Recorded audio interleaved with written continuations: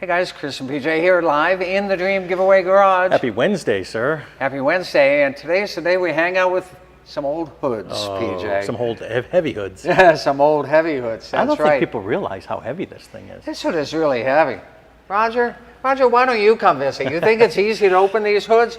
You come visit us and we're going to make you open the GTO I want to hood. show everybody what it was like to get this thing. I mean, you had literally had to pull this lever You have to way pull that lever, and down there's a here. safety latch, and the GM latch is you pull it out, it releases it, and then you have to kind of let it back in a bit and then pull it out again, and then it does a second click, and then you can get the hood up. It's crazy. And these were the days before having a latch on the inside that you could do. So that one is underneath the bumper here. Stayed that way on the A-body from 68 to maybe 72. I think I'm right on that. So anybody could just walk up to any car and open the hood then, right? It's correct. It's how people ended up getting their engines missing, right? Really, a whole engine would Didn't be we gone. hear that story? We had a visitor here today. Give them a shout out. Oh yeah, Pat and Tristan showed up today, walking right. around the garage. That's right. He was telling us a story of back in the day. Someone came out and their 440 engine in their Dodge was missing. Like, where did I put that engine? I know I drove home last night. Well, Roger did say great job on the hood. We appreciate that, Roger. It was very heavy. Yeah, absolutely. The Hurst Olds hood is even heavier because you've got the fiberglass on top of the metal there. But 8 days left to win this GTO. Here's some key points for everybody to know. 33,000 original miles. Here's another key point you need to know. 33,000 original miles. And one other key point for you to know. 33,000 original miles. For a vehicle this old, that's very rare, right? And you know what? And sometimes you go, that doesn't really have that low of miles. Oh, yes, it does. Oh, yeah. It's kind of And just the way this door feels and shuts and sounds, I'm going to do it. It's like a new car. It is. That sound is like what a new 68 GTO sounded like. That's such a great sound. Why does it only have 33,000 original miles You on know, it, Chris? there's a great question. So here's what we know about it. It was so new on the East Coast, but I mean, maybe months after being bought new, it migrated to Texas, and that's where it spent pretty much its entire life before we found it. And in fact, there's a Texas license plate in there from 1968. And in fact, I'm going to open that trunk, PJ. And I'm going to do that because someone left the keys in here. So I'm Chris, going to do that. how different is this from the Hurst Olds that we have over there? Well, I tell you know what. they're both white and they both kind of look the same. In the big scheme of things, they're pretty close. I mean, they're both A-body convertibles, 68 and 69. One has a 400, one has a 455. The two divisions, Oldsmobile division and Pontiac division, kind of had their own idea of what a front end should look like, a rear end should look like. So it's really about the front end, right? Well, the front end, the bumpers are different on them. The engines are different. Back in those days, each of the divisions had their own V8s, and actually their 6 cylinders. It wasn't until really the 70s and the badge engineering that you started to see those engines cross over. You would never see a Chevy engine in a Pontiac until the early 70s. I think the Ventura or the Ventura 2 came with a Chevy 307, and from there, corporate badge engineering. And then before you knew it, Pontiac didn't have its own engines anymore. Last year of a Pontiac V8, raise your hand if you know the answer. I know the answer. I'm assuming 70s-ish? Well, I was going to actually say the wrong answer, then I had to think about it. So in 79 was the last year of the 400, even though as far back as 77, Pontiac was putting 403 Olds engines into its Firebirds, its Trans Ams, its Bonnevilles. But there was another Pontiac V8, that little 301 and the 301 Turbo, that continued until 1980 and 1981. Then it was all over. By 1982, it was all corporate engines with bow tie badges on it. And I've got nothing wrong with the Chevy engine. I'm just telling you that that's what General Motors dictated to the boys at Pontiac. Okay, I'm going to open this trunk. What's in here? We've got some neat stuff in here. But right here, I'm going to show you there. Look at that. This thing's kind of heavy. That's crazy. It's a Texas plate from 1968 on there. Got a nice car cover in there. And you'll see some parts here, and the reason is that, remember, we changed out that vacuum-operated headlight system to the electric system. You can see here the sticker that this has an anti-spin differential. Raise your hand if you know what Pontiac called Posi-Track. They didn't call it Posi-Track. They called it Safety Track. Ah. Yeah, SAF-T-TRAK. And so this is a Posi car, so they called it Safety Track. GTO emblem right there. First year of the decals, the GTO decals on the quarter panels, and first year of the rear quarter turn signal indicators. Wow. Right, and in this case, PJ, zoom in on that one next to the GTO decal. What's that look like? What's that indicator look like? And I'm going to give you a hint, it's Indian themed. Like an arrow? Exactly. It looks just like an arrowhead.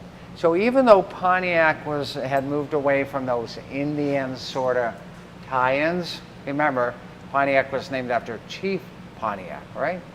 But they still had a couple cues here and there, like the arrowhead turn signal indicators. Here are the keys. And you only have 8 days and what, 10 hours left, PJ? That's right. And then what happens, PJ? Please tell them. Nobody can get any more tickets anymore, but then we'll be still getting phone calls to get some.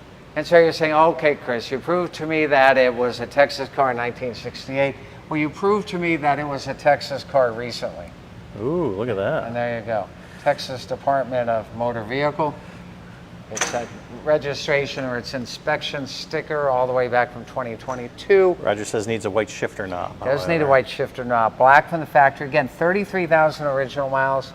And I got to tell you, I love Ames Performance. I love all their reproduction stuff. But this did not need reproduction interior or door panels. This is all original issue stuff commensurate with the low miles here. I love it. So whoever wins this, is the person who wins this going to be somebody who wants to just take it to a car show or just cruise around their You know what? I local took town? it for either one, PJ. I took it for a ride. It is a great ride. It's got a power top. All GTO convertibles VC power tops. And this one is great. It does not have AC, as you can see as PJ moves that camera in There's to nothing that there, Chris. firewall. There's nothing there. That's correct. In those days, AC was not a standard item. I was going to say standard option, but I guess that's an oxymoron. So, yeah, it was not standard. You'd have to order air conditioning. This, of course, is a 350 horse Pontiac 400 cubic inch V8. And people ask, does it have ram air? Well, one look at the felt here. Unless it's going through the felt, it doesn't. Unless right? it's going through the felt, it does not have. It was not ram air from the factory. 68 was still a very, very low production year for the Ram Air GTOs. So were the hood holes up there just kind of for show? Correct. Yeah. In fact, there's an engineer. You guys got me talking Pontiac. This could be a while. So an engineer, he's still around, by the name of Herb Adams. And he saw the 65 GTO, which had the dual scoops on it, but they were closed off.